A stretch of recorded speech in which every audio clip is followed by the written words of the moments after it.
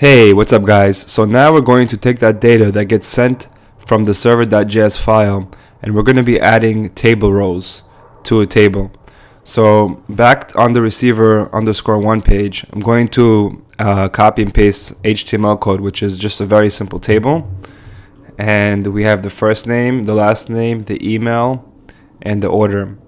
So instead of outputting the data, the JavaScript object that gets sent by the server.js file, instead of just outputting it, we're going to use jQuery to add rows to that table.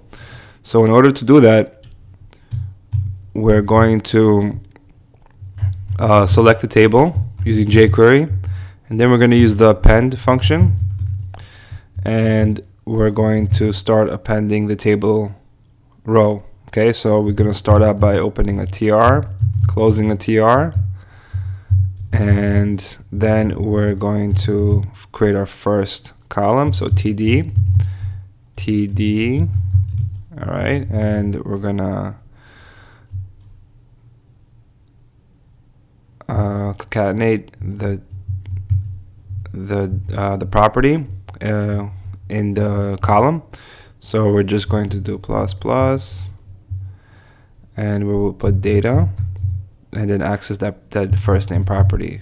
All right, so first name, and that looks good. Okay, so the first column is going to contain the first name. Okay, so we're accessing the property first name that gets passed from the server.js file.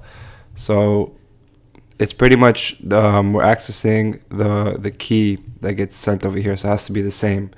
All right, so this is the key, this is the value. It gets converted to a JavaScript object, and then right over here we're accessing that property that has the first name that gets sent from the server.js file.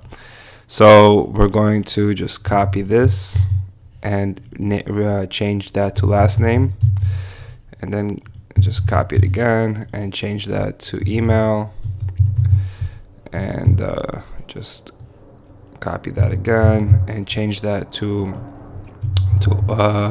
message, not order, sorry, to message, because over here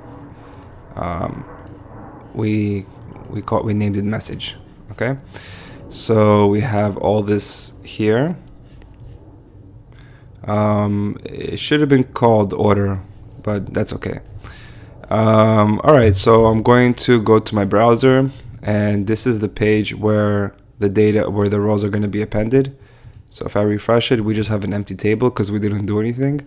So going back to the emit test, I'm going to just fill out my information here. All right, an email at mail.com.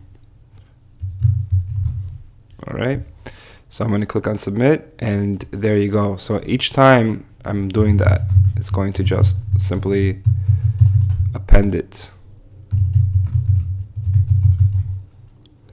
Can you write test over here? Is going to simply just append it.